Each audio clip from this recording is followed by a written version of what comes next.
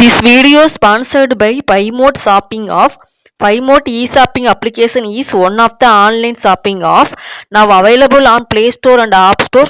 PyMode e-shopping இந்த ஆப்க்கான link வந்து டிஸ்கிரிப்ஷனில் வந்து கொடுத்துருக்கேன். ப்ளே ஸ்டோரில் போய் இந்த ஆப்பை டவுன்லோட் பண்ணிவிட்டு ஒவ்வொரு பொருளோட ரிவ்யூஸ்லாம் செக் பண்ணி பார்த்து பொருட்களை வந்து வாங்கி பாருங்கள். ரொம்ப யூஸ்ஃபுல்லாகவும் ஹெல்ப்ஃபுல்லாகவும் இருக்கும். மற்ற வெப்சைட்டுகளை விட பொருள் ரொம்ப தரமாகவும் விலை வந்து ரொம்ப கம்மியாகவும் இருக்கும். நமக்கு வந்து ஃப்ரீ டெலிவரியும் பண்ணுறாங்க.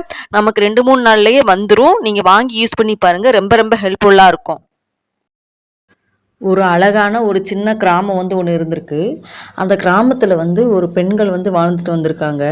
அந்த ஒரு பெண் வந்து என்ன பண்ணுறாங்க அப்படின்னா, அவங்களுக்கு வந்து ரொம்ப நெருக்கமானவங்க யாரோ இறந்துட்டாங்களாம். அதனால அதை நினச்சி அவங்க வந்து ரொம்ப கவலைப்பட்டுக்கிட்டே இருந்திருக்காங்க. இதுக்கு அந்த துயர சம்பவத்துலேருந்து வெளியே வர்றதுக்கு என்ன பண்ணுறதுனே தெரியலன்னு சொல்லிட்டு யோசிச்சுக்கிட்டு இருக்காங்க. அப்போ தான் ஒரு நாள் என்ன ஆகுது அப்படின்னா, ஒரு சென் துறவி வந்து போய் கேட்டு மீட் பண்ணி அதுக்கான சொல்யூஷனை வந்து கண்டுபிடிக்கலாம் அப்படின்னு சொல்லிட்டு இவங்க என்ன பண்ணுறாங்க அப்படின்னா, அந்த ஜென் துறவி வந்து பார்க்குறதுக்கு வந்து போகிறாங்க. அதோட பக்கத்து ஊரில் இருப்பாங்க. அவங்க பார்க்க போனோன்னா அந்த ஜென் துறவி வந்து சொல்கிறாங்க, என்னம்மா உங்களுக்கு என்னாச்சு, என்ன பிரச்சனை அப்படின்னு சொல்லிட்டு அவர் வந்து கேட்பார். கேட்டதுக்கு இவங்க சொல்லுவாங்க, இந்த மாதிரி எனக்கு நெருக்கமானவங்க ஒருத்தவங்க வந்து இறந்துட்டாங்க.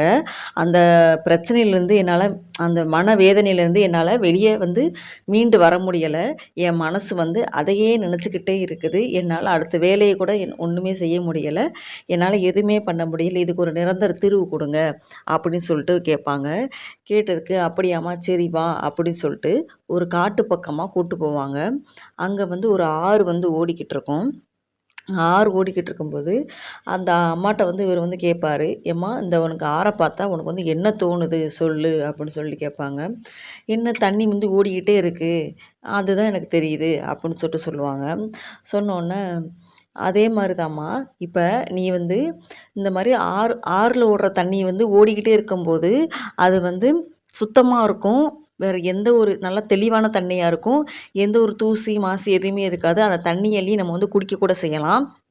ஆனால் அந்த ஆறுக்கு வந்து ஒரு தடுப்பணை கட்டி ஒரு குளம் மாதிரி விட்டுட்டோம் அப்படின்னா நாளடைவில் ஒரு பாசமாக பிடிச்சி அது வந்து எதுக்குமே உபயோகப்படுத்த முடியாத தண்ணீராக மாறிடும்.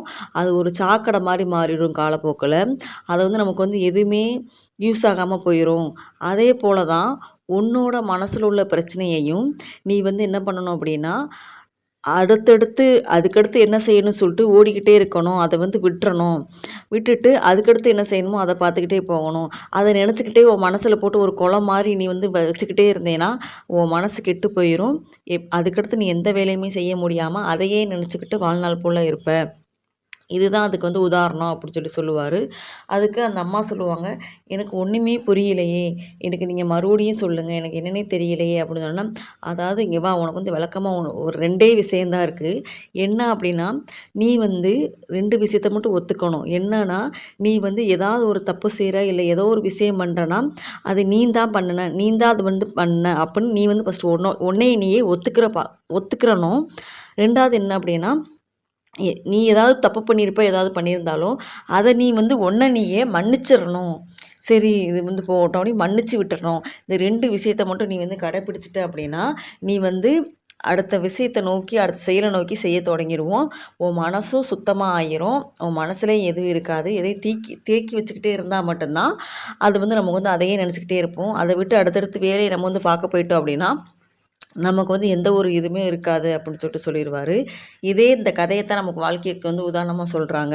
நம்மளும் எந்த ஒரு விஷயத்தையும் மனசில் வச்சு தேக்கிக்கிட்டே இருக்காமல் அடுத்தடுத்து என்ன செய்யணுமோ அதை விட்டு சரி இந்த இந்த விஷயம் இப்படி ஆயிடுச்சா சரி விடுன்னு அடுத்தடுத்த முயற்சிகள் செய்யுது. நம்ம என்னென்ன அதுக்கான வாழ்க்கையில் வந்து முன்னேறதுக்கான வழியை வந்து நம்ம தேடிக்கிட்டே இருந்தோம் அப்படின்னா நிச்சயம் ஒரு நாள் நம்ம வாழ்க்கை வந்து நம்ம நினச்ச நிலைக்கு போய் அடையலாம் அப்படின்னு சொல்லிட்டு நம்ம இந்த கதையின் மூலமாக தெரிஞ்சுக்கிறோம். இந்த கதை வந்து உங்களுக்கு பிடிச்சிருந்தா லைக் பண்ணுங்கள், ஷேர் பண்ணுங்கள், சப்ஸ்கிரைப் பண்ணுங்கள். தேங்க்யூ.